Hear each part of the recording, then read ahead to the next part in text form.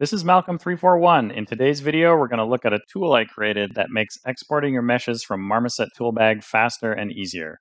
Prepping your meshes correctly for Toolbag can be tricky, and this makes it easy, so let's check it out. Okay, so first up, if you're familiar with my Marmoset export scripts, this toolbox will be a replacement for those scripts, as well as a bunch of other useful tools and features. Thanks to everyone that participated in the Marmoset export scripts upgrade survey. It was overwhelmingly positive that everyone wanted me to upgrade those 3 separate scripts into a tool with a bunch of other features. I'm going to update the Gumroad page so everyone just gets the new version of the tool if you already own those separate scripts. So if you want to keep the old scripts, you'll need to back those up before you get the new version or they'll be gone forever. So these 3 buttons are going to get deleted from all of the shelves. So to launch the new tool, you just click this button, click that, and there's the toolbox here. And what's really nice about this toolbox is that all of the settings are remembered. So if you type anything here and whatever here, set some of this stuff, all of this will be remembered even if you close the toolbox or even restart Maya. So if you want to get back to defaults, just click the reset button and then everything goes back to default. Also, don't forget about the help button, which will have a detailed description of what every single button in the interface does. It's even got like a little short tutorial on how to export your meshes for use in Marmoset Toolbag. Okay, so first up, we have the Easy Normals button and the Easy Normals like input field here, which is an angle. So what this button does is it will harden all of your UV border edges on your currently selected mesh if they fall within the tolerance of whatever you set. So if something is more than 45.1 degrees, it will leave that border edge soft. And if it's less than that, it will harden that border edge. If you have something like a sphere, it is going to have a UV border edge like all over the place or whatever. Same with a cylinder. But you don't want to harden the UV border edge to bake a normal map, because if you did that, this edge would be hard. Or if, for example, you had 2 halves of a sphere. So if we have 2 UV shells, lots of people would do an automatic, just harden all my UV border edges, but that's actually inappropriate for something with like a round shape. It's also inappropriate for a cylinder where you've got that one edge that runs up the length of the cylinder, because that should actually be soft. So what this tool can do is it can try to set that based on a tolerance.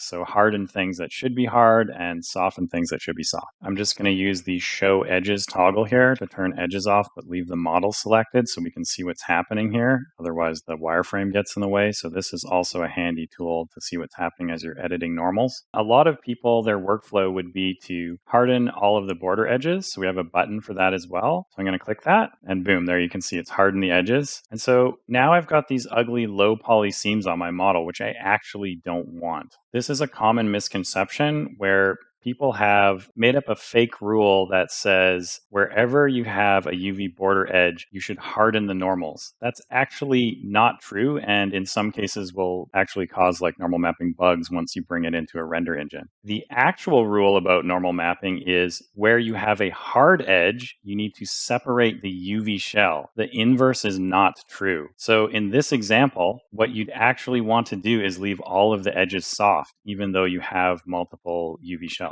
So to make this tool make sense, I've actually just combined the sphere with a cube, and I've made each one of the faces on the cube a separate UV shell, and I've left the sphere as it is. So right now we've got these ugly hard normals that we don't want here, and we probably do want hard normals here. So first I'm just going to soften everything using the soften edge button, and now I'm going to run easy normals with the default setting on it. So click it and boom. So you can see it figured out that because this fell within the tolerance, these should be left soft, but it hardened these because they're out of the tolerance. So for example, if you lowered this down to like 0, let's say, and ran the tool again, you'll see those have fallen like out of the tolerance, and then they've gotten hard as well. I think even 45 is still not the right angle. Oh, no, 45 works as well. So you can kind of mess around with this. It really depends on the shape of your object. But what you need to remember is this doesn't just set normals based on angle. This sets normals based on UV border edges and avoid creating hard edges where you shouldn't have. And you don't need to soften the normals first. I just did that for demonstration purposes. This tool softens all your normals first, then it detects where you have UV border edges, then it uses the angle to harden just the stuff it should. So on a cylinder, if we were to do just like, oh, harden the border, you wouldn't want this edge. You might get certain bakes where that works out fine and it just like it's not noticeable in game or whatever. But technically speaking, this is incorrect. You would want to have your hard edge here, have your hard edge here, but not here. So again, it's going to go into object mode and click the easy normals and see that automatically does that for you. It tries to figure it out. So here, if I were to put it all to soft and then click it, see, it figures out, oh, these are out of the tolerance. It's too harsh of an angle. Let me harden those, but let me leave that soft because it's supposed to be smooth. So again, it depends on the shape of your model, but sometimes this can save you a lot of time and clean up little errors like that.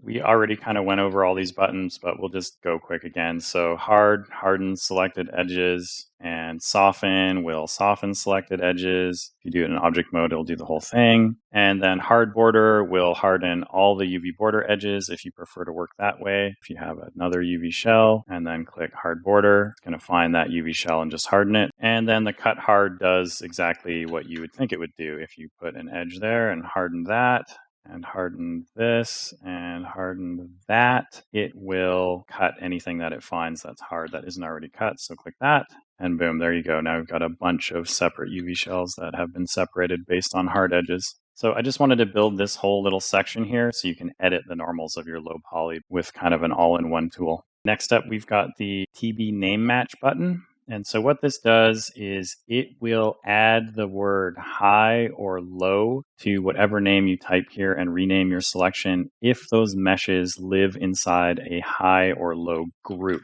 So this is super handy to instantly rename a bunch of meshes to work with Marmoset Toolbag name matching so the bakes don't overlap. So here I've just got a bunch of like random stuff with random names. So this is like my high file, and I'm just going to press 3 on the keyboard to smooth that. So that's my high. And that's my low poly right there. So I've got a bunch of stuff that I want to sync up with the name matching. All of these like rods down here, whatever, they're all going to bake to each other. And then I've got like the main kind of socket shape there, whatever it is. And what's important here is that they need to be in a group called high, and it's case sensitive. So it has to be high all lowercase and low all lowercase. And so what you can do is you can select the high and the low. The order needs to make sense as well. So like they have to be in the same hierarchical order. It can't be like the cylinder down here and then this one up here. Otherwise, the numbering won't work. But you select the high and the low and you give it a name. So we're going to call it like socket, let's say. It doesn't matter. And when you click this, boom, it adds the name and it inserts the word high and then it numbers it. And so watch this. So if we go 1, 2, 3, 4, 1, 2, 3, 4, and we want to call these rod, let's say, and click rename. Boom, you get 1, 2, 3, 4 high, 1, 2, 3, 4 low. So immediately in one click, you can actually get all of your name matching done. So this can save a ton of time if you're exporting high and low directly out of Maya. So again, I'm going to jump around a bit here just so we can import this into Marmoset and see how it looks. So I'm going to select my high group. It has to be the group, not the meshes inside. Otherwise, these buttons won't work. Actually, if you have more than one thing selected and you click this button, it'll give you an error and it'll say, please select the group, not the meshes. So select the high group, click export high. Here we go. I'm just going to call this high and then select the low and export low. And I'll just call this low. Okay, and then jump over to Marmoset, and inside Marmoset, create a new bake group. And in the bake group, we're going to use the quick loader. Go load, do the high, and then we're going to load and do the low. So check out what happened here. It put these in a bake group based on the name, and see how all of the high rods are now associated with the low rods. That's because of the name matching that we did. So even though that all these meshes that overlap, they're not going to affect each other, and we don't have to worry about normal maps baking onto themselves or any projection errors. So you don't have to explode your mesh anymore. You can just use the name matching feature, which is like one click now, and it'll be set up perfectly on your first import into Marmoset Toolbag. So that is super useful. Okay, so we're back in Maya, and I have hidden the low group just so we can see work on the high for the next part of the tutorial here. One nice thing to mention too with the high group is that any of the meshes in here, if you use the 1, 2, 3 for the smooth mesh preview, if you leave them in whatever mode, so if you leave them like this, they'll get exported like this. If you press 2 or 3, they'll be exported smooth and they'll show up smooth in Marmoset Toolbag. So you don't have to like duplicate the mesh or anything. I do all that stuff behind the scenes. Basically just model how you want. On the flip side of that, the low group does not get smooth mesh previewed. So even if you had accidentally pressed 2 or 3 on the low group, it will get ignored and it'll switch back to regular polygon mode before exporting. So the next thing to look at is the material ID section here. So this is super cool. If I just select all of my meshes here and I click mat IDs, it will randomly generate a colored material for every single element. So even if a model has multiple elements into it, it will also figure that out. So each one of these was a separate mesh, so it just got like a random material. You can click it again too, and it'll just kind of cycle through the randomness. This is generating a bunch of materials in your scene in the hypershade though, so you want to delete unused when you're done with this. But for example, I'm just gonna like clone this over here, and I'm gonna combine this, let's say. So now I only have one object, but it's got a bunch of different elements in it. The tool will work with a mixed selection. So even though these are loose and separate, and this one is combined, it will just magically figure it out. So if we have all of that selected and we click it, it just magically works. So even though this is one object, it will still assign a separate material to each shell or element. And even though this is a separate object, you can do it one at a time, whatever you can do, whatever you want. It just always works. It's super cool. Now that's fine because when you're assigning this stuff, that's great to get one on there automatically. That'll save you a lot of time. But what you're going to have to do is, because you've got like a high poly mesh or whatever, you're going to have to go in and you'll want to do some face mode assignment as well, because you're not going to always have a separate element every time you want a material break. And that is also supported. If you're in face mode and you run the tool, it assigns a random material to just those faces instead of the whole mesh. So you can go do that, whatever. You could say, oh, I just wanted the top of this to be whatever. I'll just switch to this mode and click it. So that is super powerful as well, or you could just grab whatever and click that and it'll just cycle through them. If you're in object mode, it'll do each element. So super powerful. And then on top of that, there's also going to be times where, sure, it's assigned like a random color to everything, but you actually want each one of these rods to be the same material ID. So what you can do there is you can say, oh, I want it all to be brown. So you can select a single face from the brown and you can click this, stands for copy. Sorry, I couldn't fit the actual words in here, but copy, paste, replace. So copy brown, and then go over here and paste brown, and you can paste to just the selection. So you can just do it like that, whatever. You can paste it here, you can paste it, whatever. It's just whatever's in the clipboard. Or what you can do is you can say, oh, okay, I want to copy blue, let's say. So put blue in the clipboard. And I don't want to like get that annoying like selection. It's hard to like replace all that. So select a single face of that material and do the replace. And that will replace everything of that type. So that can be super handy as well. So we could come in here, let's go mat ID, we'll randomly generate that. Then we are gonna say, okay, I wanna go with this, whatever this orangey brown is, copy that. And then we could just go replace, replace, replace, whatever, replace. You can also press G on the keyboard to repeat last command. So for example, we could copy this and then we can just go paste or replace. I'll do paste. So you can go paste and then you can select your next stuff and just press G. So you don't have to go back to the interface each time if you don't want to. So you can quickly mark up your material IDs exactly how you want. It kind of supports any workflow that you like. I've never had to open the Hypershade once since I started using this tool. So that is super cool. And then the other really nice thing is that the way that I name these materials is based on the name that you've set for the mesh. So you can see we've got the socket high and the rod high, and that's the random elements. So we got rod high, rod high, rod high, rod high, and then there's the one socket. It makes it really easy to find your material ID inside a Toolbag because you can link up the mesh name. So we know rod high 01 is going to be this material, and if there were more elements on it, it would both be be rod high 0, 1, M, it would just be 1, 2, 3, 4, 5, 6, 7, 8. So super useful. I'll just export the mesh again, select the high group, export high, overwrite the high, go back into Toolbag, and you can see there's the materials with the correct name. So really easy to identify what is actually applied to the models. So we talked a little bit about the export high and export low. So basically what the export high button does is it takes everything in this group, and if it's smooth mesh preview, it will export that. In the low group, it will export the low, and it will make sure that it is triangulated so you don't have any baking errors in Marmoset. It doesn't affect any of the meshes in your scene. It will create duplicates of them behind the scenes, do all the settings to them, and then open up the dialog to export. All of these checkboxes here are different settings that you can use for the high and the low. So a lot of people ask me that they wanted to be able to export animation. So if you turn that on and you click high or low button, whatever's in the group will be exported with animation. That's kind of straightforward. I don't ever export with animation, especially since I don't explode meshes anymore. So I'm always going to leave that off. Export tangents.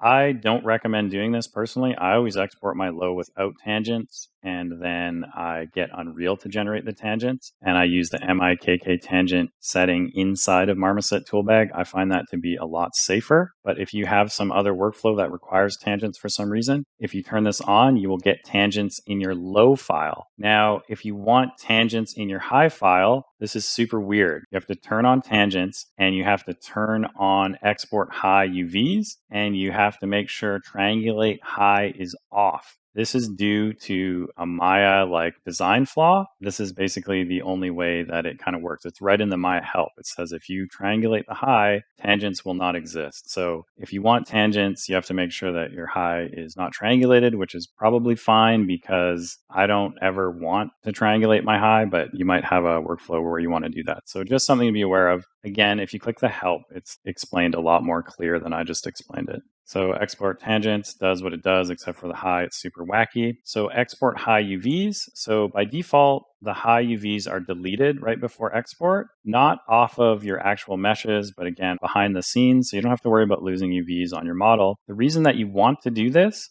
leave this off, is because exporting high poly UVs takes forever. It really slows down the FBX export process. So if you don't need them, never turn this on. In fact, it's the default. I set this up probably to be the best way for exporting to Marmoset Toolbag from Maya if you're going to import your stuff into Unreal Engine. If you're using a different engine, I'm not an expert in Unity or other things, so maybe these tick boxes will be useful for you, but I would leave the settings always like this. If you do want to export your high UVs, just turn this on, and then the file will generate with UVs. And then again, if you want to triangulate the high, I don't recommend this, but maybe you've got you want to do a test or something, or there's some specific workflow, non-standard workflow. You can turn this on. Just know that when you turn this on, even if you have tangents turned on, the file won't generate with tangents. Again, that's a bug in the FBX exporter. It's nothing to do with my tool. It's just kind of how Maya was designed. Okay, and finally we have the soft plus hard checkbox. So if you're used to using the older scripts, you'll see that we had the TB low N button. And what that would do is it would soften all the normals on your low poly, and then it would harden the border edge. Like we talked about here with the easy normals, lots of people like to do this workflow. They like to do their UV mapping, and then they like to soften all of their normals and just harden all of the border edges. And that workflow works great for a lot of models and in a lot of situations. And that's probably the main workflow that people want to do. And so I built that in as an export option. So you don't have to do that work. You don't have to do any of the buttons here or whatever. You just have to cut up your UVs and then click export low. You can save a lot of time when you're editing through things. You can just do your UV cuts and not even worry about normals. And if you have this checkbox turned on, it'll do that at export time. So let me show you how that works on a sphere just so it makes a bit more sense. And I'm just going to hide the edges so we can see what we're doing. So there's no seams here. It's all soft edges, but we do have some UV seams here. So if we have this checkbox on and we click the export low and whatever, we overwrite the low, it is going to harden the UV border edges for us every time that we export. This will affect your base mesh in the scene because you will want it to, so you can see what's going on. So here, we're going to just create a couple more UV shells, and then every time we click low, export, overwrite, you'll see it's giving us that hard edge. And so this takes a lot of the work out for people that want to use this workflow, which is probably most people. What I'll do is I'll separate the UV shells where I know I'm having baking errors, and then I'll just click export and overwrite, and it will automatically harden that for me. So, and then, just import into Marmoset and see if the bake error has gone away. Like I mentioned before, technically that's incorrect. And if you really want to do your due diligence, you should actually soften all of these edges, either manually or using the Easy Normals tool. But I've found most people are using this workflow of just globally hardening all UV border edges right before the export and softening all of the rest. So I wanted to put that in there as a checkbox to save everyone a lot of time if that's the workflow that you prefer. Use whatever workflow works best for you, as long as it gets error-free results. I hope everybody enjoyed this video and learning about the new tool. Hopefully people are really going to find this useful. I know I do. This saves a lot of time because it basically just has everything that I need to get my stuff out of Maya into Marmoset, and then I don't have to go through any other menus and stuff. And, the name matching stuff is a nightmare. So there's a tool for that now and all this other stuff. Hopefully people find this useful. I think it's pretty neat.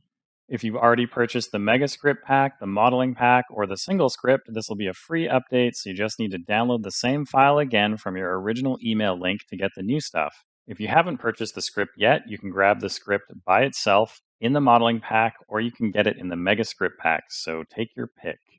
Thanks very much for watching this video. Without viewers like you, this channel would not exist. If you like this video and enjoy the channel, please support me by purchasing something from the online store. Each purchase goes towards creating more video content and keeps the channel ad-free. See you next time. Have a stellar day.